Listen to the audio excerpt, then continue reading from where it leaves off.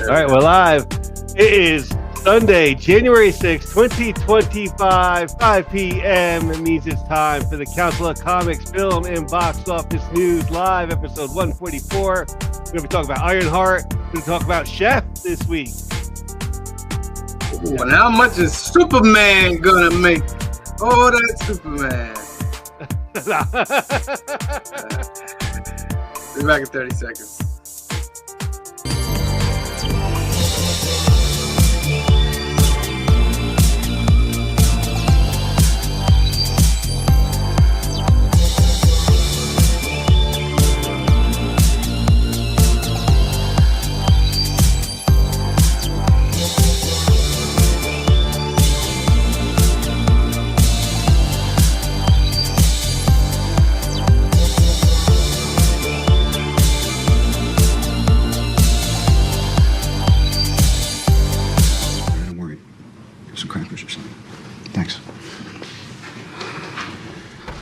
Look at you.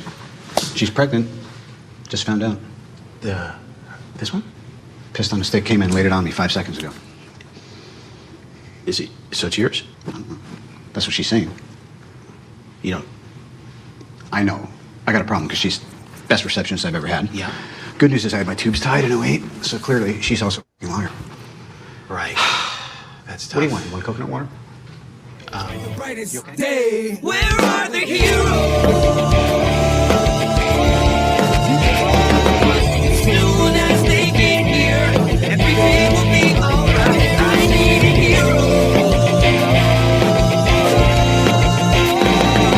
Someone superhuman who can come and save my life. Crisis after crisis. What is good, ladies and gentlemen? Welcome to the world's greatest comic book channel with the world's greatest comic book shows for the world's greatest comic book people trying to win the world's greatest monthly giveaway. Look at those excited faces. Look at them. They're just so excited and so happy to be here. Welcome. C. Bizzle, Phil, Green Shirt Guy, Cliff. How are you doing today? I'm in Iceland. That's right, Green Shirt Guy is in Iceland. Oh wow! Is it icy? It's actually not that bad. It was like upper 50s today, like upper 50s, lower 60s.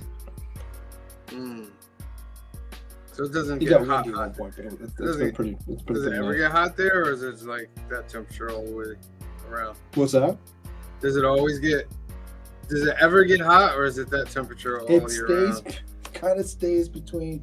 Even during the winter, from what I've been told, it stays like the coldest it gets is like 20 degrees for Fahrenheit, and then the warmest it gets is maybe 70. It like kind of stays in that range all year round. There's volcanoes over it stays there, right? like 40s and 50s all year round, pretty much. There's a volcano there, right? There is a there's multiple volcanoes. Multiple volcanoes. The whole island is True. filled with volcanoes.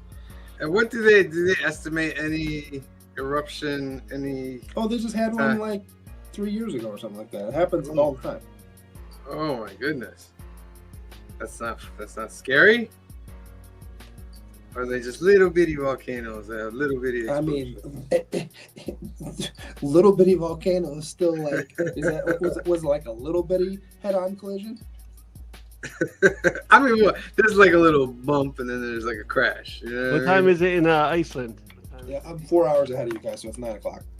Oh, okay. Oh, late night over there. All right. But All right.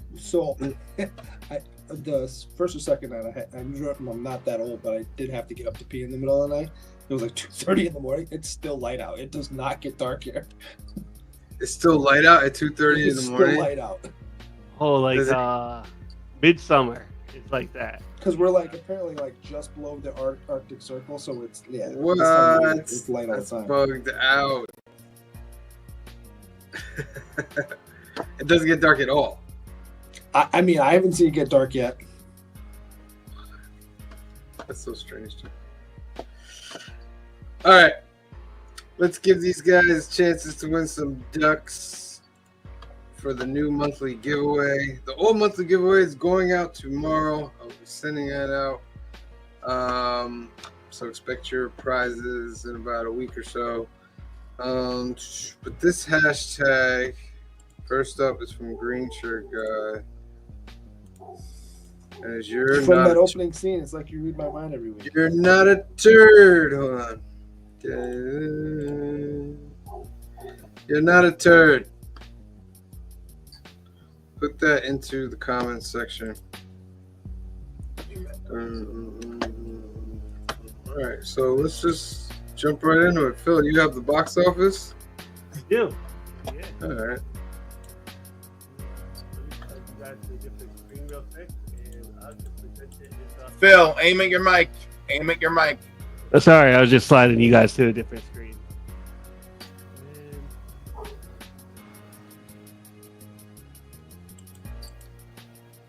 The box office. Oof. Jurassic World Rebirth, #1 movie, 91,500,000. Not bad. F1, second, #2 movie, 26,600,000. How to Train Your Dragon brings in another 11 million. It just goes worldwide, 318 worldwide on Jurassic World. Not Good bad. for those slutty little glasses. I'm so happy. So, Ilio from Pixar made 5,700,000. 28 years later comes in at 5, making 4,600,000. Megan 2.0 makes 3,800,000. As does Lilo and Stitch, which comes in #7. #8, Mission Did that hit the Impossible. billion yet? Did it hit the billion yet? It did not. I don't know if it's gonna get there.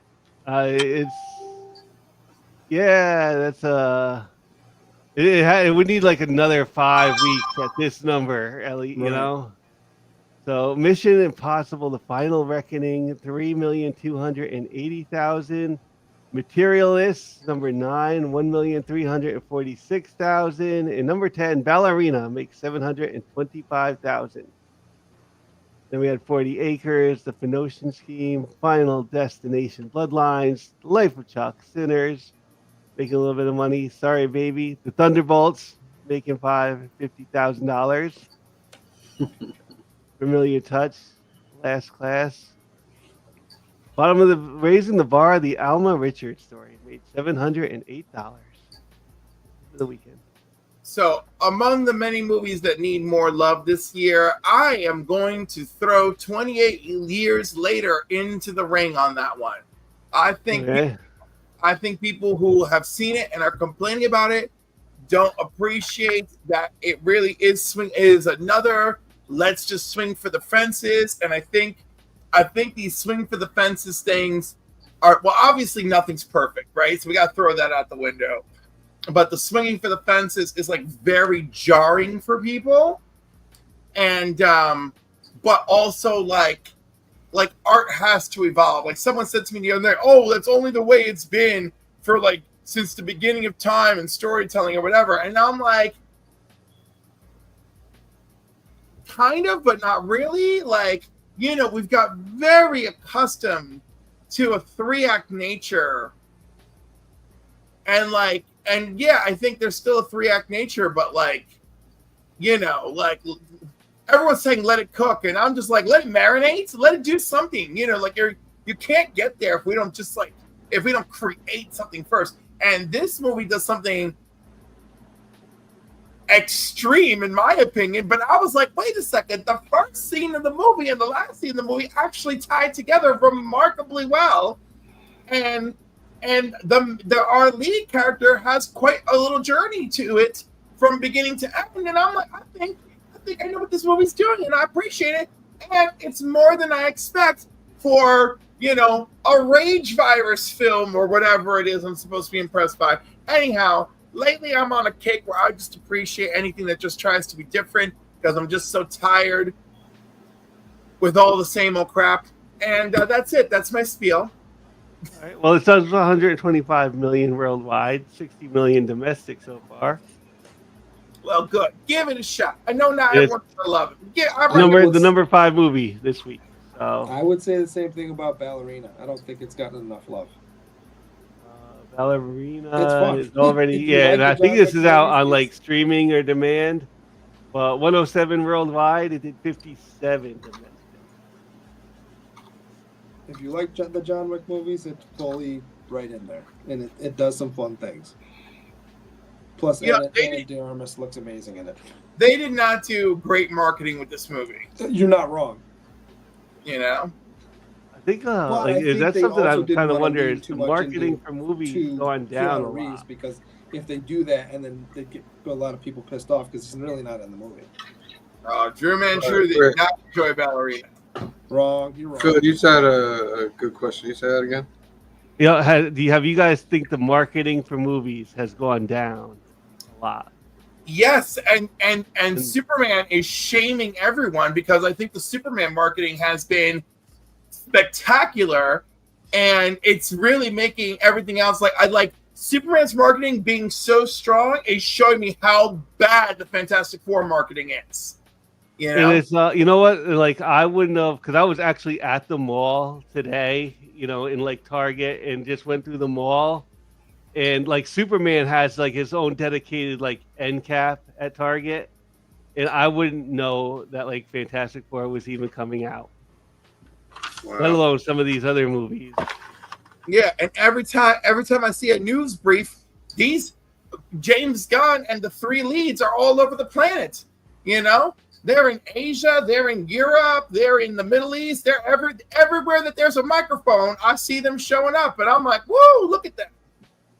Could that be because they're worried that the movie's not very strong and that they have to do something? I'm just saying this is. I don't care what it is, and I think one way or another, James Gunn just knows like we gotta get out there and actually market because the movie's marketed. Everything else, I haven't seen anything marketed as strongly in ages, and I'm actually realizing how impactful that is.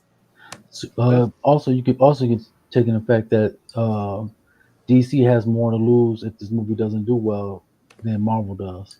That may be true, but that doesn't give everyone an excuse to just suck at marketing. The Thunderbolts could have used more marketing. The Thunderbolts is a good film that even had strong word of mouth, and it barely moved the needle. Like I saw more stuff for like How to Train Your Dragon at Target than I did. Yeah, for, How to Train Your Dragon was everywhere. There was more stuff for like Jurassic World than there was Fantastic Four. Jurassic World, I also think, has no problem with marketing. That's another one. They're out there. They're talking about it. Freaking my boy Fierro is out there playing the. Everybody who loves everyone who loves the dinosaur knows that man was playing with the freaking Philharmonic and shit. And I mean, like, then a discussion needs to be had because they're claiming that they're spending almost as much as they spend on the movie on marketing. And I don't who is that? Fantastic Four. That's everybody. Because it's become a world of money laundering. Remember when Kirkman, not Kirkman, what's his name? Which one? Kirkman. It is Kirkman. When Kirkman had to sue A&E over Walking Dead because they're like, oh no, we're losing money on your show. You know, there's just a bunch of bold-faced lies to just you have within the studio, you expense things to other parts of the studios that you own. And I'm not saying this is true. I know this is just a thought and it's just conjecture, but I mean, it gets ridiculous. How can you say you're spending so much on marketing and all I see is something on Instagram, but I don't see anything anywhere else? Right. Superman, I see it everywhere I go. But you're also assuming that when they say they're spending money on marketing, it's U.S. marketing. Maybe they're not really marketing the U.S. because they don't feel they need to, and they're spending all their money overseas. Could be. I'm just saying. I mean, because does Marvel need to really market in the United States other than say, hey, this movie's coming out? Absolutely believe they do. I believe they've lost a good faith in their viewers in the United States, and they should be trying like hell. I really do. I think we have enough. I think we need to put out a good movie, and it'll market itself. But that's me. No, because it didn't work. Thunderbolts was actually a genuinely good movie, and it didn't work for them. But wasn't Ballerina a pretty good movie? Where was the marketing there? You need traditional marketing. When you look at how Batman was marketed in 1989, right? And thanks to the internet, we have a treasure trove of memories of people going to standing in line for advanced screenings, of people going crazy and screaming and everything. And I don't know if a comedian can be. Yeah, but nobody stands in line for to go get tickets anymore. No, that's true. There's things have changed, but marketing really hasn't. In that like that whole summer, like you couldn't go through the mall. Like a lot of summers, you couldn't go through the mall without seeing like the big movie like all over the place. Like like Batman, and like you could go to Walden Books, and like right up front is all this Batman stuff and graphic novels and cards and but every store. Like I don't disagree with that, but that was also decades ago. It's not like it was 3-4 years ago. That Batman movie came out, what, 92? 89. 89. Oh, okay, well, it's even farther ago. I mean, we're talking about, Ballerina didn't get marketed, but none of the John Wick movies really got marketed. So, like, I don't really think that's the end-all, be-all. Certainly, a movie that you've never heard of that is a brand new property probably needs marketing, but one that's part of a franchise or a universe, hey, it's here, come see it. And I feel that they have enough. They've got to do damage control, and they should put in some real work. I don't know what the perceived marketing is. How much can marketing really cost? If say you have pages which are free on Instagram, Facebook, TikTok, and then you've already created. Say you spend, what? I'll give you $10,000 at the most. That somebody edited together a trailer. Now it's a file, and all you have to do is share this file on social media. Right, but then you got to pay to promote it throughout social media. So that becomes. Yeah, but how much could that? Is that in the 50 millions, hundreds of millions? No. I like when it gets like that high. Like, all right, like the trailers, they really probably cost like $100,000 because these are like big studio things, like easily. But I don't believe the money spent on marketing. That's the first thing, though. The money that they say, like, we got to spend like half that budget on, I don't think you do anymore. I think that money is like. Because then what it sets is a line of failure for the movie, right? Because if you're saying that the movie needs this much to break even, then you're kind of hurting the movie because you're not really spending that marketing money like you say you are, but you're adding it into your thing that it needs to break even. So when it doesn't break even, now the movie's a flop. Yeah, you get that tax write-off if it's a flop. Yeah. I have an average breakdown of costs for marketing a film. This is called the print and advertising, and the budget is from 20 million to over 100 million. Television ads and trailers runs 5 to 30 million. Digital advertising on YouTube, Instagram, and Google runs 2 to 15 million. Print ads such as billboards runs 1 million to 10 million. Press tours and junkets runs about 5 million between travel, hotels, and media. Public relations firm is about another 2 million you're paying. Purchasing and merchandising is another 1 to 10 million. Premieres and screenings is somewhere between 500K and 2 million. Influencers and social media promotions, so reaching out of your circle, is another 1 million. So that's an interesting way to look at it. Okay.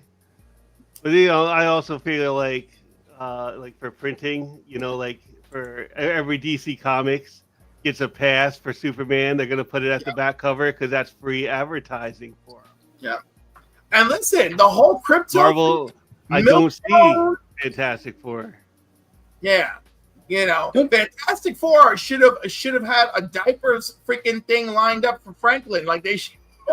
Don't you think on some level though that marketing in this day and age is white noise? We're so attuned to it. We're so used to getting images and this stuff thrown in our face that you just turn most of it off. I don't think so because I've become. When was the last time you saw aware something right on YouTube that you didn't go? I don't skip ad.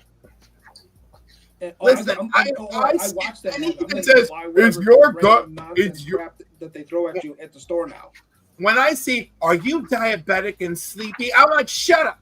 And like, but when I see, my boy there, Venom's not Venom, not Tom Hardy, the original Venom. When I see my boy there from that 70s show, and he's being chained up in a tiny airplane, I'm like, ooh, why is Mark Wahlberg have you chained up in a train? Ooh, what's Mel Gibson doing directing this movie?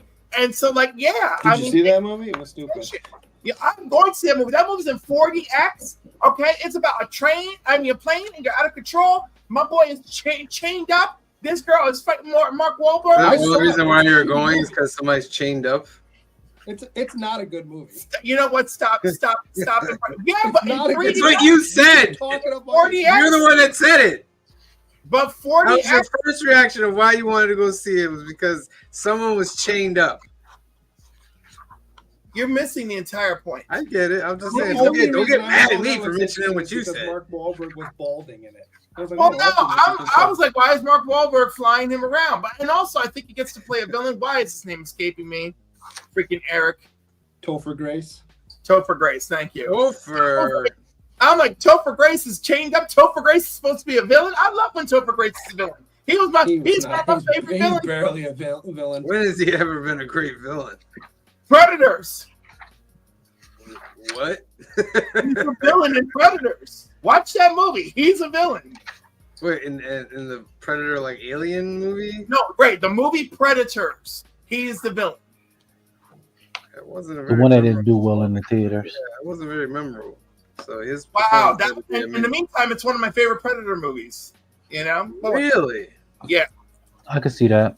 I was like, I thought this movie was such a strong return. That movie killed nearly off the entire cast. I mean, I was like, this was great, you know? And the Predators were selecting their prey for this planet for specific reasons. And the whole time, you keep wondering, why would they select Topher Grace? And then you find out.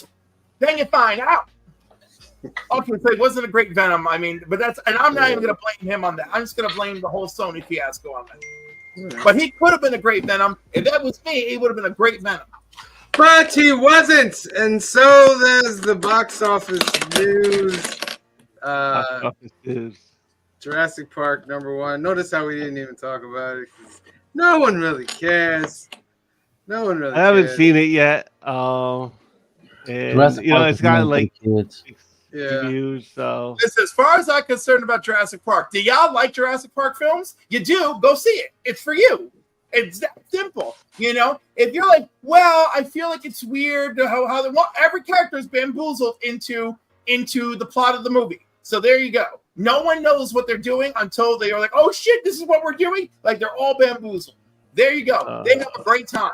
You know, is some of the like we'll call it CGI animation a little bit like off-putting. Yes. Is it an entertaining Jurassic Park film? Yes. Are you truly going to Jurassic Park for the plot? That's on you. I would like to go for the plot. Right. What number of Jurassic is it? This is number 7, right? This is the 7th Jurassic? And the dinosaurs haven't taken over the world yet? Not yet. I don't understand that part. Well, they did in the last one. Sort of. On small scale. The point of the last one is that dinosaurs are everywhere. We're just living with it. Yeah. But I'm like, how do you... Dinosaurs in a mansion. And T-Rex is in a Jurassic Park movie. Yeah. It's like his movie. Like Jurassic Park. as soon as like the credits come up, like Jurassic Park World, I'm like starring T-Rex. Like, all right. What was the next question I wanted to talk about? Real quick, how much do you think Superman's gonna make? Jurassic Park did like worldwide on the opening weekend because Jurassic Park did like 318. So I am thinking Superman's gonna do worldwide probably like 325. Opening weekend. And domestic here, I am saying it is going to do. I'm gonna give Superman like a high number of 150 million. 150. Okay. Clifford, what do you got on the movie? I think I'm going to agree with Phil. I'm going to go with about 150 domestic and 350 worldwide. Oh, 350. Cliff takes the lead. See, Bizzle? I'm going 140 domestic and 325 worldwide. Staying with Phil, going a little bit less domestic.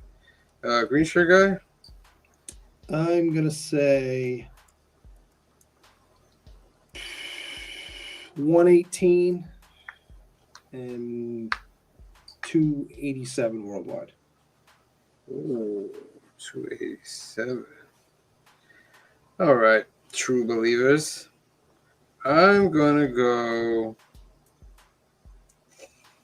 120. I wanted to do well, but 120 domestic. Actually, no. I'm gonna be very honest. I'm gonna go 100 domestic. I couldn't go that low. And I'm gonna go 275 worldwide. Not because So I don't think it's gonna be a good movie. Right, is what you're saying. Huh? You just priced it right at me. Well, you're at 118. Yeah, I know. You went just under me on both numbers. Well, about 20. I'm about 18. I was gonna say, Sam, like, I feel like you just went too low in general. Why? I think it's gonna make more than Jurassic World, but I don't think it's What gonna make much evidence do you have that can support that I'm saying it's too low? I'm just saying it is Superman. Superman's a real brand. What does that mean? We just had DC movies. We just had DC movies, and they've done. Yeah, but there were no. But what name? What was the last DC movie? What was it called? What? What was the last DC movie called? The last DC movie was Flash. Yeah, who's the Flash? Okay, we just had a Captain America movie. Right, I know, but that was terrible marketing. And then, I mean, just so you're gonna blame the movie, the numbers on marketing. And I want to say, Captain America's opening weekend was pretty solid, and then it just continued to taper down. You know, that's what I'm saying. I feel like going a little low for Superman. Well, it was solid because of a 4-day weekend. Yeah. It wasn't solid because it was a strong 3-day weekend. I'm just saying, there's really 100 domestic to me is good. It's better. It's better. You should be happy about that. Because if it comes in below 100, you got a problem. It's stuff like, oh, you should be happy about that. I can't be happy about that. We live in a different world now. We live in a world where to think that people all of a sudden are going to change their mind because to think that people are just going to change their mind now because it's Superman. I don't buy it. I think people want to see a movie that they feel like they can take their kids to. I feel Superman is absolutely marketed as a movie you can take your kids to. I feel like they've done a lot of work on that, you know? So I definitely think so. And also, like, it just makes me wonder, like. So Man of Steel opened up with 116 million, and Batman v Superman opened up with 166 million, respectively. But the thing you also got to keep in mind, this is pre-COVID. Yeah. And you're not coming off Flash and Black Adam. Yeah. Poor Black Adam. Black Adam was I actually liked the Black But Adam. it's the DC movies and it's the Marvel movie. It's not just the fans that make the movie. It's the regular audience that makes the big money for the movie. Well, that's what I'm saying. The regular audience is marketed properly. As far as they know, they don't even think. They probably think they're all in the same universe, as far as they know. Now, that part is true. A lot of people don't know the difference between one comic book movie and another. But I will say Superman is recognizable. My mother is aware that there is a Superman movie coming. It's so well advertised, all right? That's exceptional in my book. Normally, I tell her about a movie. She's like, what are you talking about? What movie? Oh, my God. There's a Ben Affleck movie. You got to find it for me. You know, she'll tell me way after the fact. She's like, so you're going to see that Superman movie. Like, so it just tells me they're doing something right. And my projection is not off because the projection is between 90 and 120. Okay. So mine's is at I 100. still feel it's going to be closer to 120. Also, keep in mind, there are people who have the advantage of seeing it Monday, Tuesday, Wednesday. They get to see it early on Thursday, then Friday, Saturday, Sunday. There's a lot of opportunity to see this film this week. The film, despite whatever weird review bombing is happening out there, because I'm so sick and tired of the internet, AI, and despicable human beings. I can't take it anymore. But despite all that, anyone I know, like Joseph Michaels, who's actually had a chance to see it, they've all enjoyed it. Review. They've all given a good review. So I have decent hopes. Well, but you're also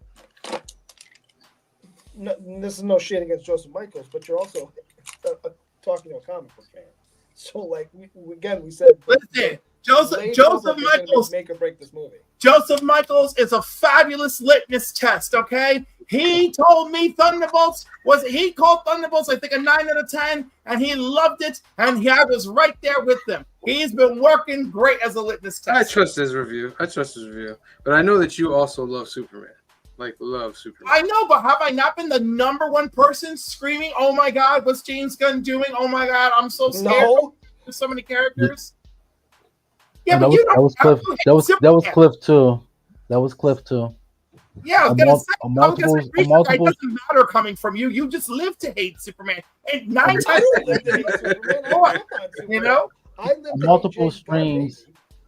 On multiple streams, I've seen Cliff said that he's worried about what James Gunn is doing to him. There is hundreds of streams of me out there being like, I am nervous. My butthole is twitching. I'm ready to vomit. I have been scared for this movie for months. However, you're going to admit that you're going to give it more leeway than anybody else. If it's I'm not like anybody else. I think we get. I think mediocre. I think I can give it a strong opening weekend. I'm afraid of its longevity, but I think I can give it a strong opening weekend. What I'm saying is, if it's a mediocre movie, you're going to be an apologist for it, whereas nobody else in this room will be. You know, you're so freaking presumptuous. You know that? Like, let's see what happens. Clifford, come on, Clifford. You've buried movies before they've come out, my friend. What movie have I buried before it came out? Just name one if it's so memorable. Oh, here we go. Cliff. This is the thing. We've been doing this show for 3 years. But you've been doing this show for 3 years. You can never think. All right. Just for that, I'm going to go through mentally back, and I'm going to come back and let you know which ones that you've buried beforehand. Because for me to go back and name one right now, that's just a defensive move because I can't come off the top of my head to say it. But you know you've buried movies. You know you have. Before they've come out. You know they have. What movie I buried before it came out. Okay. All right. Meanwhile, in the comment section, Rob Thomas is telling his memoirs. So if you want to check out his secret memoirs in the chat, just go over there. He's letting it all out.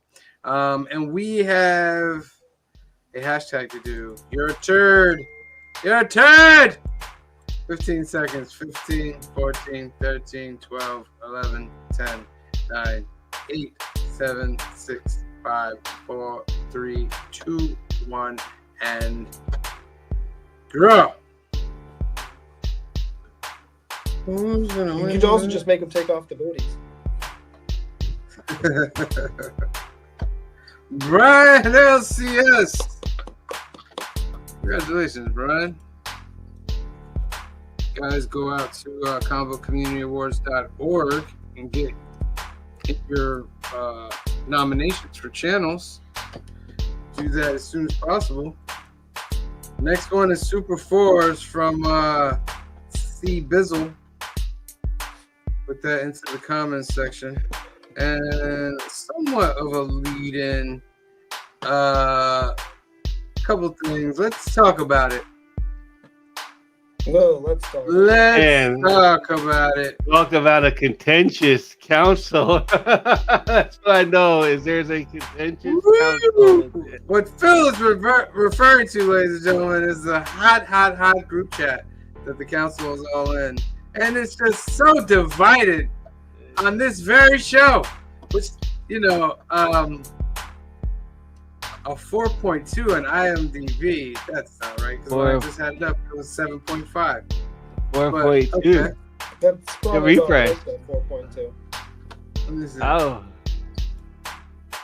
If it goes up or down, Nope. still the same. 4.2. All right. Well, Ironheart came out, all 6 episodes, and they're very got divided through on the council. Maybe the 5 chat can help us out. Phil's got through 5. He's probably gonna get Well, partially yeah, spoiled I'll here. just He plow has to plug up his through. ears. I got the 6th one like today or tomorrow. I'll watch it. All right. My Let's thought talk was- about it, ladies and gentlemen. thought was it could have just been written better. Like the more I think about it, like the more certain things, like they just could have done a little bit better. Like, all right, like we talked about, like earlier in the week, they kind of dirtied her up, and like very early on, like she's with, like she kind of meets up with this band of criminals to make money for her suit, which I don't know that like the Riri Williams that would do. And then like the people, by the way, pulling the heist, because you think about like a heist job, you think of like Italian Job, you think about like Ocean's, they mentioned Ocean's 11. None of these people are like that likable or that good. So like you don't really buy into this group, the Mephisto's group, let's call it. And that was like one of my like, So the other thing is, it does suffer from like, we're trying to make the people we're heisting from just a little bit like, like bad, so you don't feel sorry for them, and they only like hint on that like a few seconds. It's nobody like Wilson Fisk's company or somebody that you could like relate to, like, all right, they're gonna rob the Kingpin or something. Like it's just some made up thing. So those like few things, because it's like a setup, it's a setup, it's a writing like technique to add like kind of an inner conflict to the show that I don't know that inner conflict really needed to be added for a show like this.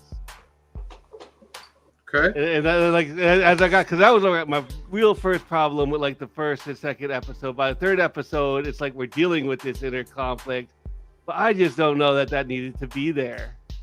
And other than that, like it's okay, it's all right. It just, I think it could have been a little bit better. Okay. And like I said, I got through 5 of them now. I got through all 6. That's And like I said in the chat, I love and hate this show. I thought the choice at the end, like, unless you're having a season 2 to resolve this, like that's where you chose to leave the character off.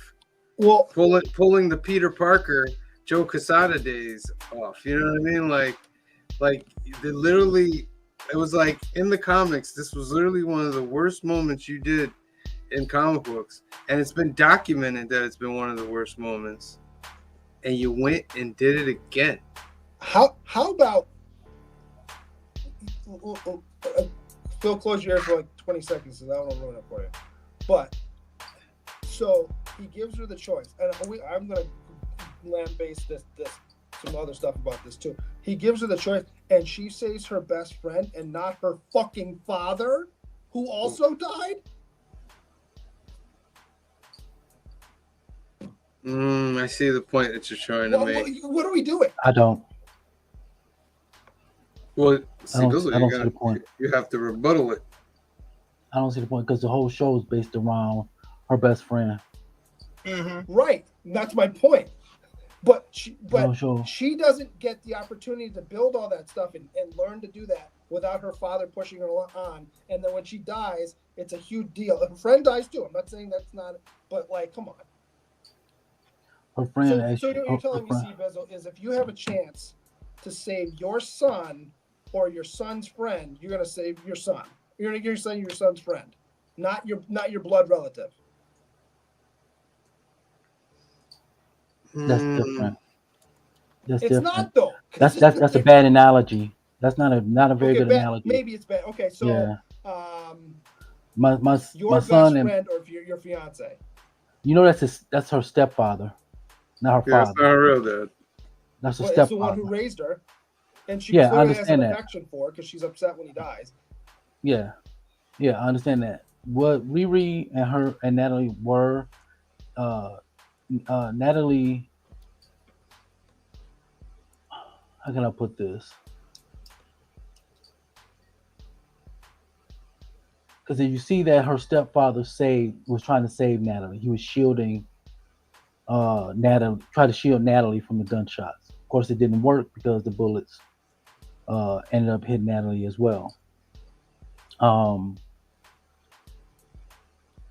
What if we don't know what was the deal with Mephisto? If he says you could bring them both back or bring one of them back, we don't know. This is what Green Shirt We guy do is know trying to because you express. see the I think conversation. if you have that conversation with him, if you're to do that, why don't you just say, "No, I don't want just her back. I want everybody back." Then he said you got to Yeah. you have one choice, or you had to. No, he didn't technically say she couldn't ask for everybody back. He just wanted her to He says be with it's something him. like you have a choice to make, and the whole time Yeah. you're seeing her thinking about her friend. Yeah. So he's kind of playing Well, on her. most likely reason why she's thinking about her friend, because her friend, like I said, been there through the whole process of when she was the AI, when she was her best friend, and when she was with the AI, and she didn't want to lose her again. So that's why her friend was in the forefront of her mind. That fits in the story. Yeah. That she would want to have her friend back. Sorry, Phil. Mephisto is showing up in the MCU, and it was a phenomenal performance by Sacha Baron Cohen. How bad was the spirit gum on his beard? The what? Huh? The spirit gum on his beard looked like it was gonna fall off half the time while he was talking. I didn't even notice that. I ain't noticed that either. I didn't even notice like that. it's flopping every time he talks. It's doing this. I didn't even notice that. I thought it was a great performance. I was like, okay, yeah. I was like, I can see that. And he came off as like kind of a needy bitch. Like, you're Mephisto. You're supposed to be scary and whatever, but then like you have to you cajole and why exactly do we have to watch him eating pizza every time you see him? What the hell was that? It was silly and ridiculous. Well, you were watching it in Green Shirt competition, so I understand. Here's the thing. I thought that Sacha Baron Cohen was decent, but I thought that some of the things they made him do and the writing was terrible. I don't think he's the reason it didn't work. I think he could have made it work had they given better things to do and say. I disagree. I think he did a great job. I thought he played Mephisto perfectly, because Mephisto is a manipulator. That's what he is. He doesn't. His sole goal is to tempt you to do something you know. Yeah. And he had that moment with the Hood where he's like, "Who you think you're talking to?" Yeah. I don't like your tone. You know what I mean? And that's something like Mephisto would say. And Mephisto is a little needy. Yeah. You know what I mean? When you also you also saw when they thought that when we called him Dormammu and how offended he was if you called him that. But he stole in the comics. He stole that hood from Dormammu, so it's not technically his weapon. He took that from Dormammu. But I thought that was interesting. I see it's interesting, the two sides of it. I saw what you guys are talking. So are we just gonna gloss over the fact that the Hood drops his crew like a bad habit, and then he's gonna take over Stain and then treat him like a marionette puppet? How silly that didn't look. Robot. It looked ridiculous. I had a hard time taking the show seriously after that, especially when he made him eat at the table. It looked silly. Yeah, not the best choice. I don't think it was something that I don't know how to explain it. And also we have to keep in mind. I get what you're saying though, huh? We also got to keep in mind when they was shooting this show, this was supposed to lead into Armor Wars. Okay. This was supposed to lead into so Armor you Wars. take the character you want to use and you make him look like an idiot and silly. Then you can make him scary and whatever later. It's not going to work. Now he just looks like an idiot. I disagree with the term silly. Plus the makeup for him was awful. Makeup for who? But what's so bad about it? I The don't things get on it. the little things on the side of his head look like they put stickers on his face. For who? You talking about Ezekiel Stain. Ezekiel And Stain? the stuff on his, it just looked like it didn't look good. You know, it's Disney, Marvel. You got all the money in the world, and that's how you do it. The production Like I value for that just seemed off. Yeah. The other problem I have is, so she builds her own suit, which we don't see initially. She then builds another one at MIT, probably over a period of time with high tech stuff, right? She builds a street level one at home over weeks, right? And then she builds this third one in 24 hours. The parts of the Explain to me hot how all of a rod. sudden she can do it faster with less technology. And why is the suit not orange when it's done? So you can honor where the suit came from, because you just tore up the car that your father built for your stepfather built for you, that you didn't want to touch for forever. I thought the car was red. The car is is red. burnt orange. Car is red. No, It it's was the same red. color as the Burnt car. orange. It's burnt orange. You might have to change like your a rust saturation on orange. whatever device you're You using. might I was gonna it's the say, same red. color. clearly his Same TV color. is all jacked up. He's seen glue on people. He's seen I'll look it stickers. up right He's now. seen It burnt may be burnt orange. Yeah, from what I've seen, the car was red. Yeah, I thought it was red too. Yeah. Every conversation I've had like this in the past week, the car has been red. Tonight's the first time I hear burnt orange. What do you guys think about the end credit scene? I'm with Cliff on this. This could possibly, I'm not saying 100% true, because we also have to realize one thing. Secret Wars is in 2 years. So they talking about doing a reboot. But the end credits, what I'm hoping for is Strange Academy. Yeah. Because that young lady is part of the Strange Academy. I love her character. I love Cree Summer as her mother. And for those people say, oh, why didn't do I have too much story into that? Because it's Ironheart, they only had 6 episodes. I think that might be my number one problem with the show. And I get it's a universe show, but like this feels more like it's like a filler thing to set you up for something like else, and I shouldn't know I'm being set up like that. That was another thing. If I see the trick of like you're setting me up for other stuff, like it's not as cool. Like, you know what I mean? It also kind of takes away from Selma. Your rating. Yeah, that's cool. And I think this feels like I'm being set up for other stuff more than. I think there were plans to set it up for something else. You know what I mean? Yeah. But the way that Marvel's going, it's just. So the issue was, like I said, this was going to lead to Armor Wars. The reason why it didn't is because Secret Wars did poorly. Because it was supposed to be with, Riri and War Machine. Yeah. And it went poorly after that. I feel like this was an 8-episode show. Crammed into 6? And no, we didn't get the last 2 episodes. Oh, okay. I got it. You see what I'm saying? I see what you're saying. You see what I'm saying? We didn't get the last 2 episodes. And we just got that part that, no, she didn't. We got to see how this ends.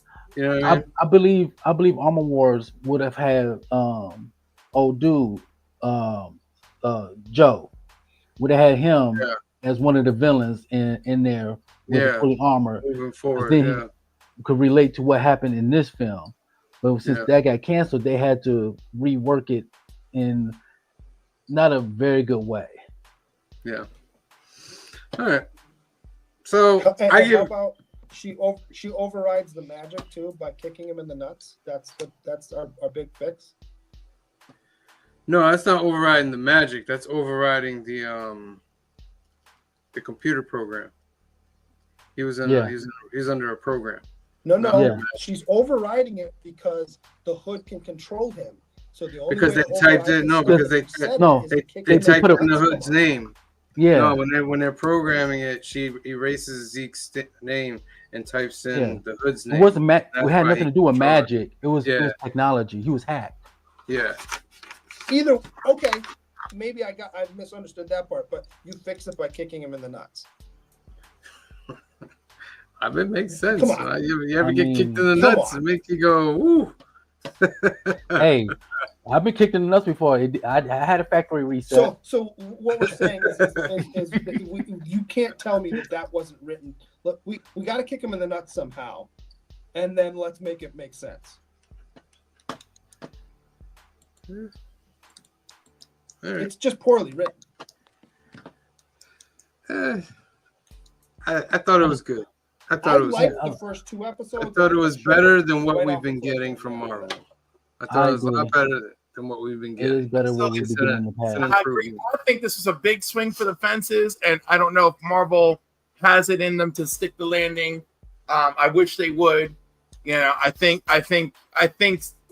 they were really trying to do an act 1 here. They gave us an act 1. Clearly an act 1 that everybody is super opinionated on. So in my opinion, that's doing something right. Yeah.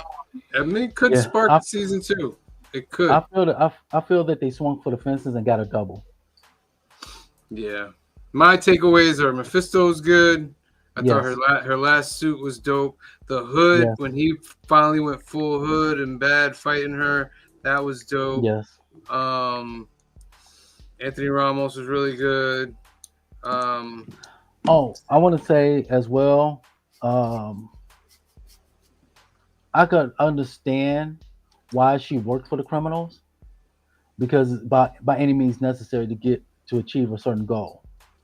Say, hey, I'm trying to achieve this goal. Let me do what I need to do to achieve this goal. Mm-hmm. And we can't just think that she's the only person in the MCU that's done something shady, to achieve a certain goal. Let's not forget, Iron Man was a gun runner. Very true. And gave it up to become Iron Man. Yeah. So Riri could be doing the same thing. No. She's doing the shady thing so she continue to be Ironheart. That's the difference.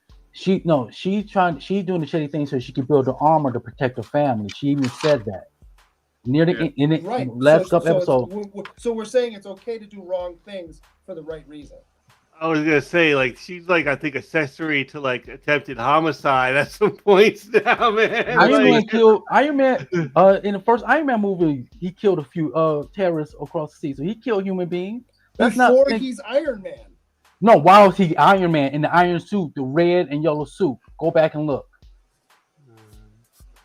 What about that one time they was on a plane? He did go overseas. He repulsed away that guy through the chest. He didn't kill that guy. I haven't watched that movie, but I have to go back and look. He killed. But it's a level because he did in the Iron Man suit go across seas and kill those terrorist people. Yeah, he did do that. Yeah. So it's just this is like a security guard, dude. This is not like a terrorist. This is like a working bloke in Chicago. A human being is a human being. One man, one man's freedom fighter is the next man's terrorist. So exactly. I mean, let's not complain with two, but okay, it's true. It's true. How's that not true? That was kind of like if you live in a country and another country, no matter who they are, comes in and blows your parts of your city up, you're considered to them a terrorist. Yeah. Whether you think the country coming in or not has some right to do it. You know what I mean? You're considered a terrorist. That's why I say one man's terrorist, one man's freedom fighter. It's a matter of perspective. We can talk about the conflict over in Israel. You think those Palestinian families over there don't think that certain people are terrorists for what's going on? You know what I mean? So it's a matter of opinion. But all right. Let's do the next hashtag, and then we gotta get to the movie. All right, Super 4. 15 seconds. Put that into the comments section. 15, 14, 13, 12, 11, 10, 9, 8, 7, 6, 5, 4, 3, 2, 1, draw.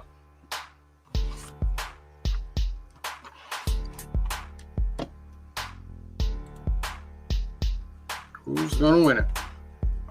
Thunder 2000.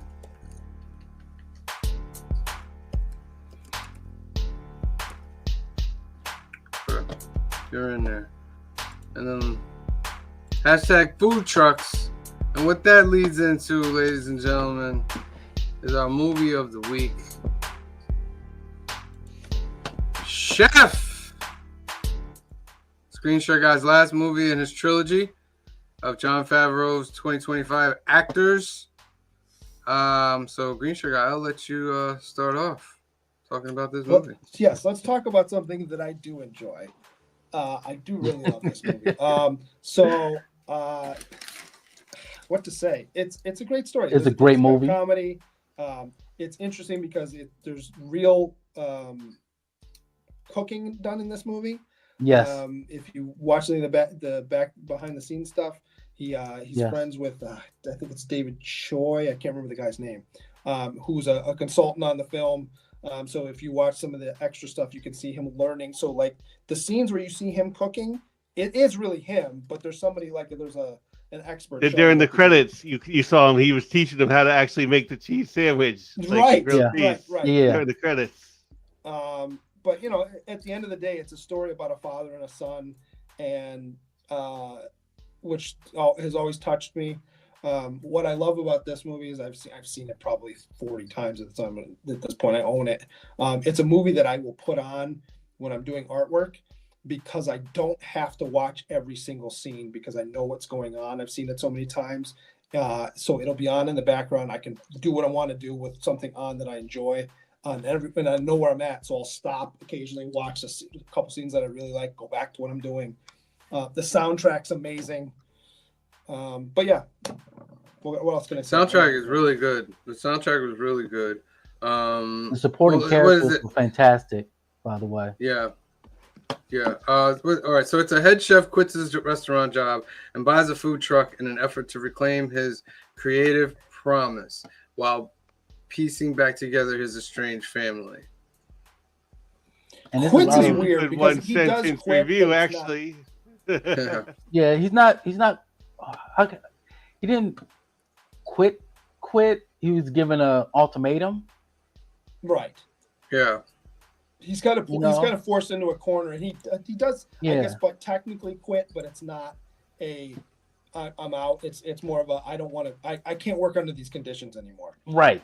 And there's a lot of good life lessons in this. Yes. In this film. Like when I know I'm jumping around, but when his son threw away that whole metal pan, Yes. of burnt food, and he's like, no, we clean that out, we keep the pan, Right. And some of these life lessons I'm trying to bestow upon my son. He's only 8 years old, and I would love to get him in the kitchen, but it's gonna take. It's slowly coming, but it's coming. What I also love in that scene too is that he yells at him, "Don't do that," and but then a few minutes later he's like, "You know what? You're right. That was not cool of me to do that way."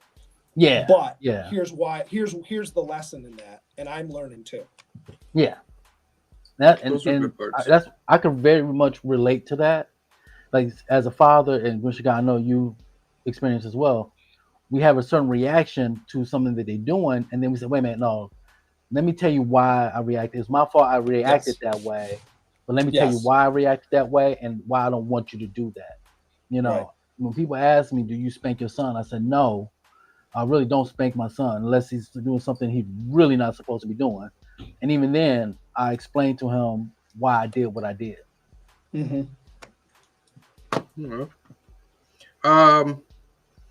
Question.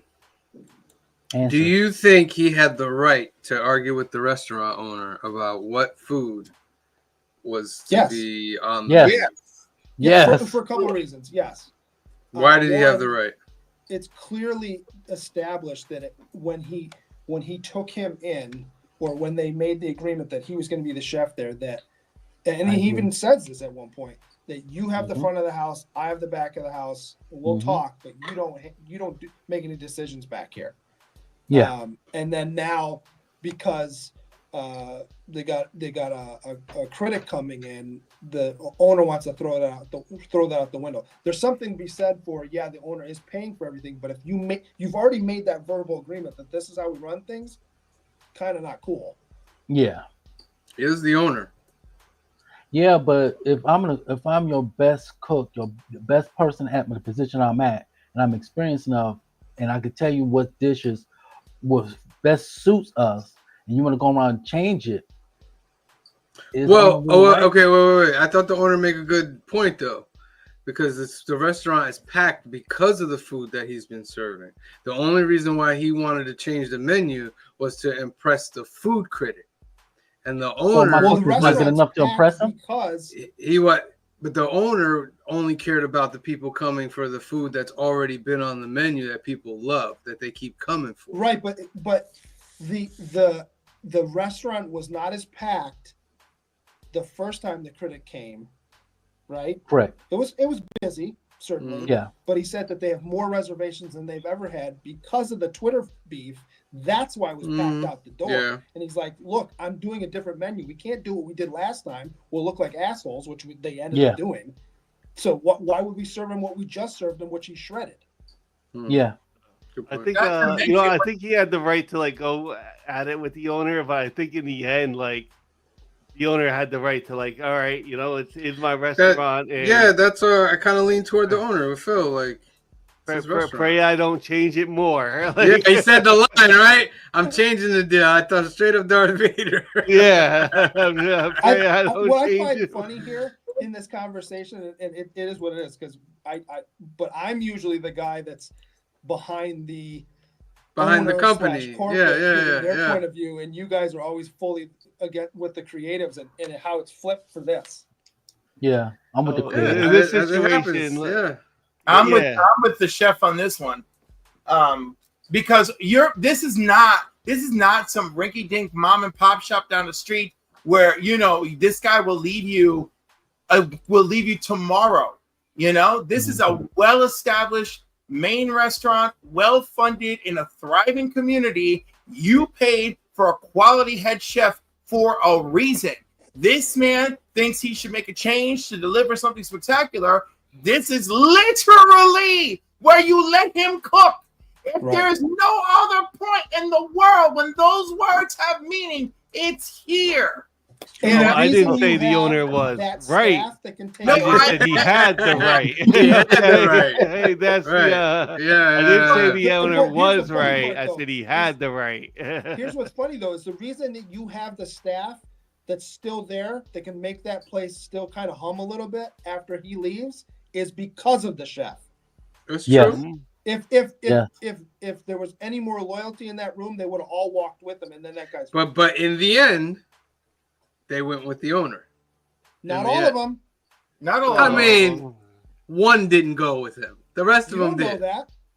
They all stayed there. Again. You know that Martin leaves, but you don't know anybody else. Yeah, but just because I got to go by what the movie shows me. And then that whole staff stayed there when he left. They didn't leave. They weren't that loyal to him. If they were that loyal to him, they would have all left, and they didn't. If we're just gonna go based on what the movie shows us, which is fine, he has someone leave with him. The others stay behind. I'm not gonna even blame them for staying behind. You could love someone, I don't blame you either, and want to follow them into hell because you're so everything about them. However, you also need to keep a roof over your head and your kids' head. Yeah. Right? So I understand. I understand that they could feel strongly, and they're still staying there and doing their job. And I feel the story of this movie is greater than that. I feel the story of this movie about him, and sure, reconnecting the family and stuff. But really, this movie is about passion. This movie could have been about anything and reinvigorating your passion, and why you love it. Well, it's two-handed, because I will give you, I agree with that to a greater degree. But it's two-handed because it's a father and son story. Because if you remember the conversation where he's gonna give the one sandwich away, and he says, do you love doing this? Because I love this, and I want to share this with you. But if you're not going to take it seriously, like, what are we doing? Right. Yep. I mean, of course, those are things. They're both equal things in this movie. They're equal things in this movie. What are some of your favorite moments from this movie? It's molten. It's molten. I actually he's also like the way like John Farrow, his character. He and even at the time, like if you knew an older person, they did not get social media and how to work social media. Right. And what they they would even be on it, like Facebook, and then like they don't know what they're doing. Yes. And it showed, especially I know for that several time. people like that. So yeah. I still don't know how to use Twitter. That was Really? that kind of dated the movie too. As soon as you saw like Twitter, I was like, oh, it's Twitter still. Yeah. Don't feel bad, Grinch guy. You don't want to. I love the part right at the beginning where he's going to pick up the kid and he's going to go to the market. And he walks out, and Bobby Cannavale's sleeping in the car, and he smacks the top of the car. He goes, "Are you still hungover?" He's like, "No." Are you something like, "You still hungover?" He's like, "No." Why do you think I slept here? He goes, "We got the pig," and Bobby Chong.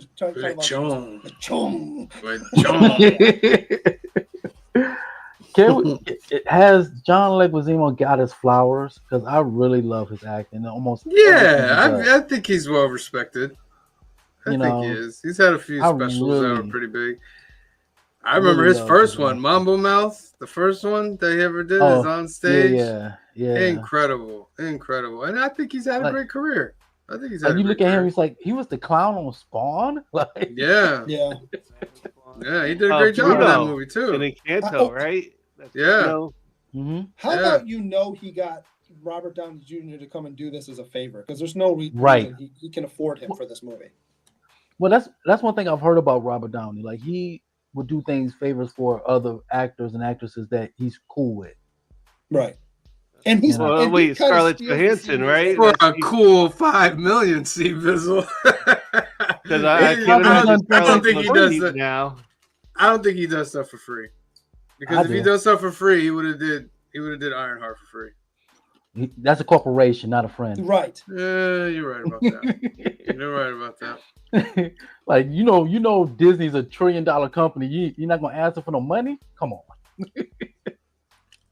That's true. I like that part, that dialogue where he's like, trying to like pick the rod, but he's like he keeps flipping them so quick. Like, all right, maybe I should take care of this kid. Like, I love how he's having like 3 conversations at once. He's like, are we still talking about the rug? That was a good scene. I also like Sofia Vergara in this movie. Oh, yeah, she's not the what's that show that she's on? Modern Family. Complete opposite of that. Yeah, like a not good mom. I was like, yo, she did really, really good in this movie. Well, it's interesting too, because if you think about it, she is the catalyst on some level for them getting back together, whether that was her intention or not. True. Did they get back together? They get together at the end. They're in the new restaurant, and they're doing the wedding party for them. Is the wedding for them? Yeah, they're both wearing. Oh, I didn't get that. They're getting married. I think they were just having fun at the wedding. No. I didn't get that impression. They're both wearing white. They're dancing with each other. You see a wedding. I gotta go back and look at bride that. and groom on top of it, and her father. That's what I seen. I looked at the bride and groom on top of it, and I was like, "That don't look like them. We're even close." Let's be fair. Most wedding toppers do not look like the bride and groom. True. But he's a chef. A chef, not a baker. Yeah, 2 totally different things. Yeah. Anything else? Come on, I know you got a couple more things about this movie. Well, I mean that Gary Clark Jr. playing guitar. What was that, Phil? Gary Clark Jr. has the blues the concert. Yeah, like that part was cool. The Texas barbecue. That guy, I think the Texas barbecue guy is like a famous Texas barbecue guy. He is. He is a real famous Texas barbecue guy. Yeah. And the chef that Jon Favreau hired to consult on this movie and teach him how to cook on this movie is the one who got the Texas barbecue guy. Oh, is that right? I don't think I knew that. I could see that. And Bizzle, do you remember what Marvel movie it was where Jon Favreau hired the food trucks? Anyhow, there was a Marvel movie that they were doing. I can't remember which one.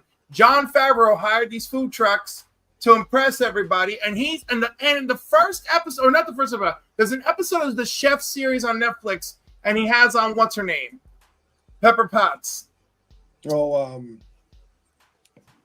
Partner? Who plays Because Pepper you asked, I'm Potts? blanking. Oh, Gwyneth Paltrow. Gwyneth Paltrow. He has on Gwyneth Paltrow. So he talks about, hey, remember when blah, blah, blah, blah, blah, and I hired these food trucks. So she's like, uh-huh. And then this is where we find out, while they're cooking this meal, this is where we find out that Gwyneth Paltrow didn't know that she was in Spider-Man Yes. Homecoming. Or not Spider-Man. Yeah, she didn't know she was in Spider-Man Homecoming. She's like, I was in Spider-Man.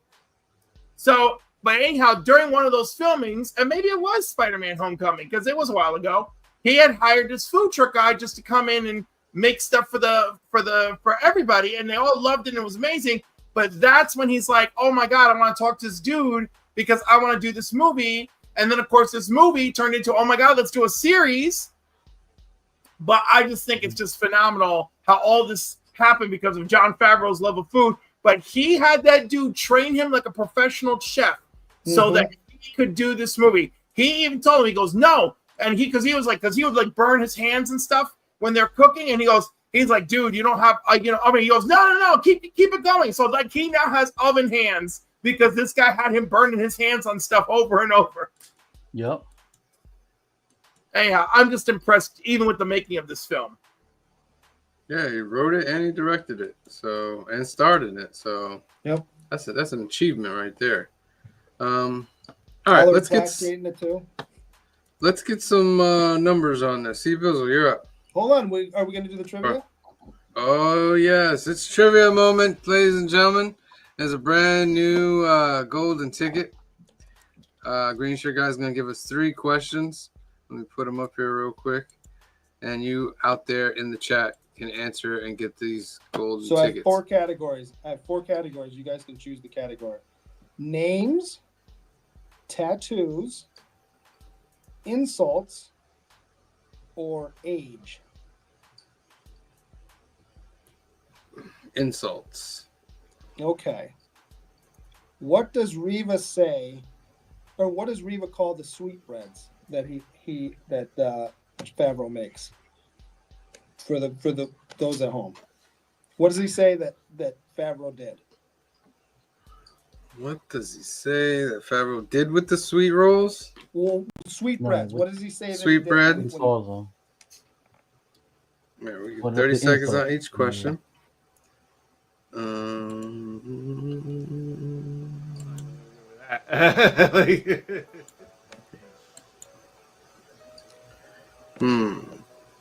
What happened here?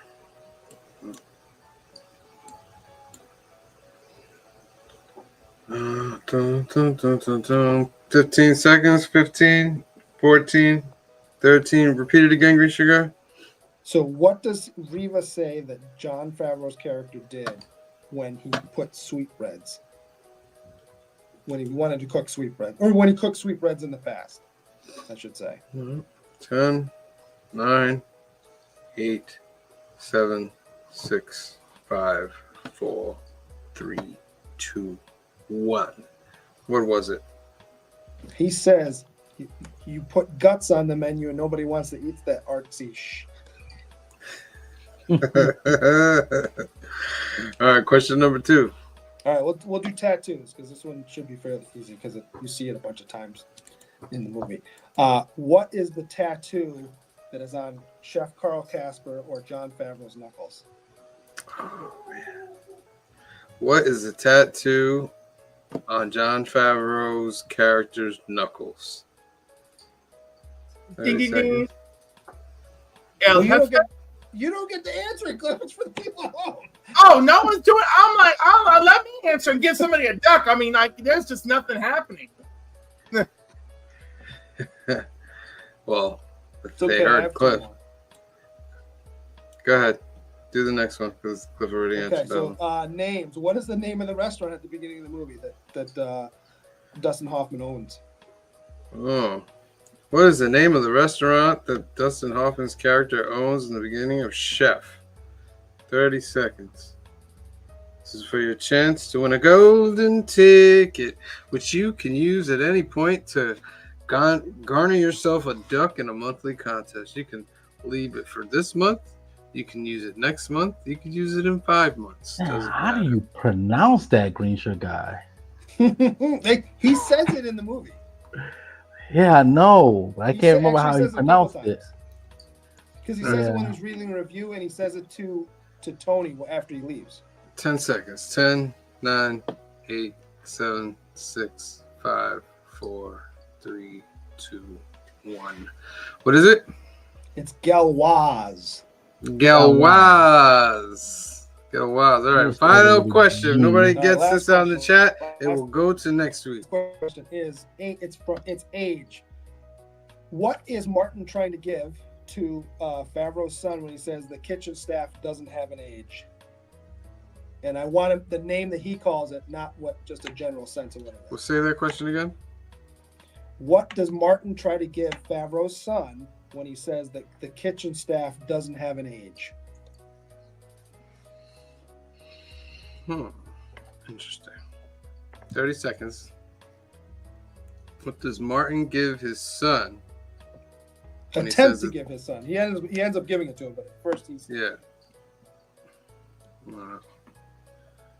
15 seconds. 15, 14, 13, 12, 11, 10, 9, 8, 7, 6, 5, 4, I had something to show y'all. 3, Answer. 2, 1, and done. What's the answer? Can you show guys? answer is cerveza. Cerveza. He goes, I can't. This is beer. I can't have that. He goes. Your kitchen staff doesn't have an age. Right. Cervezas. All right, so let's that golden ticket will go to next week. So 2 for next week for any what it is, you guys got to watch the movie out there so you can be able to answer these questions.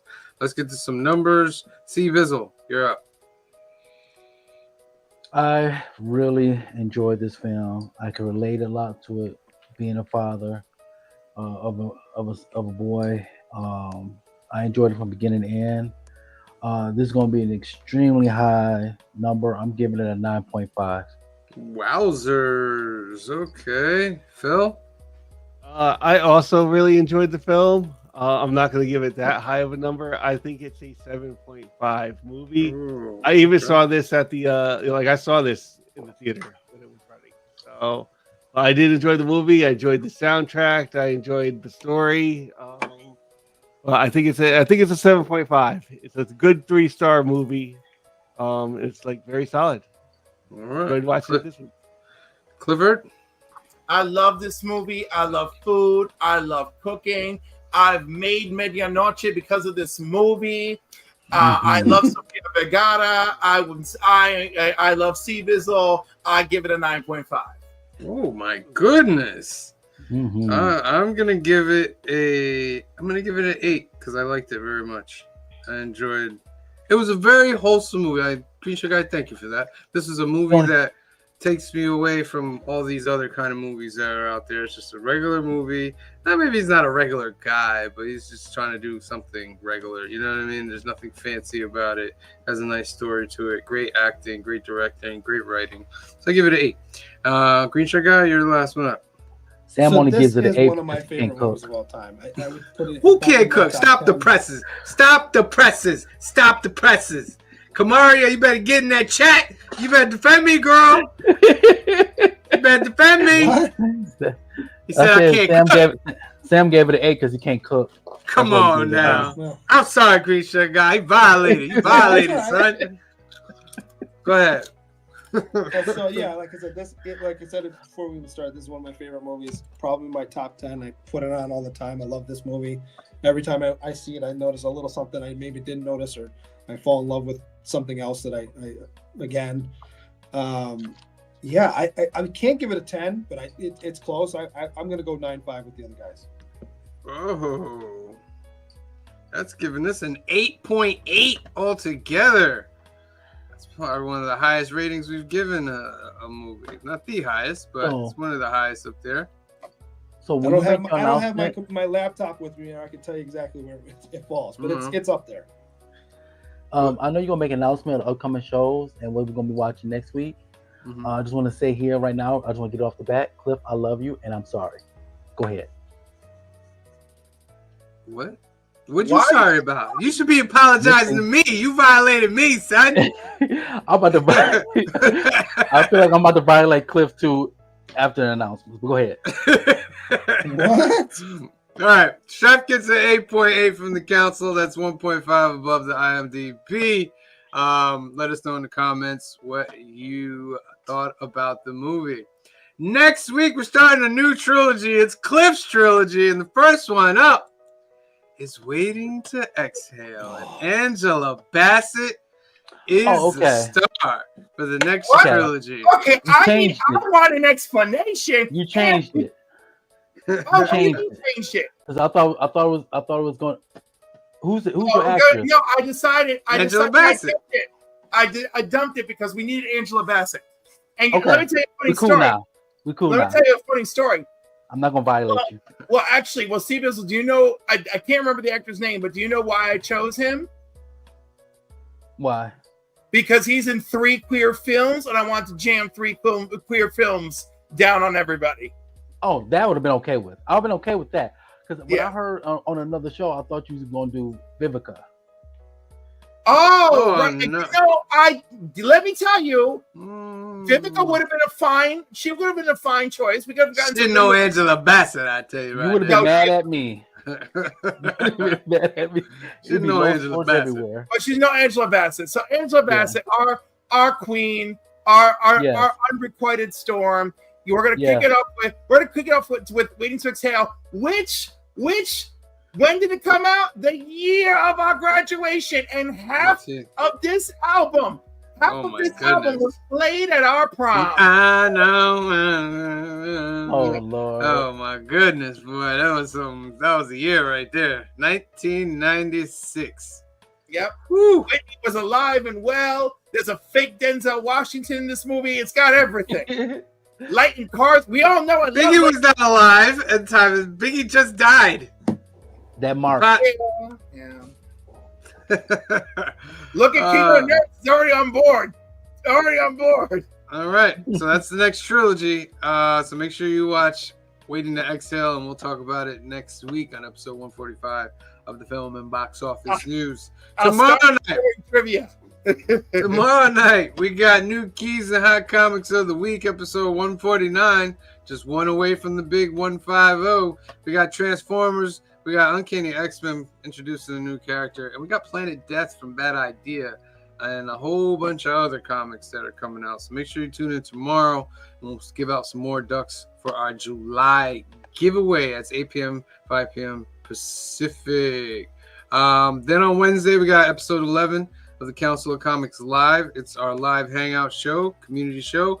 Come on in. We'll put the link out there. You can come join us, and we'll go over FOC. We'll do shakers, and we'll give out some ducks as well. This Thursday, it's Fill in the Blanks, episode number 12.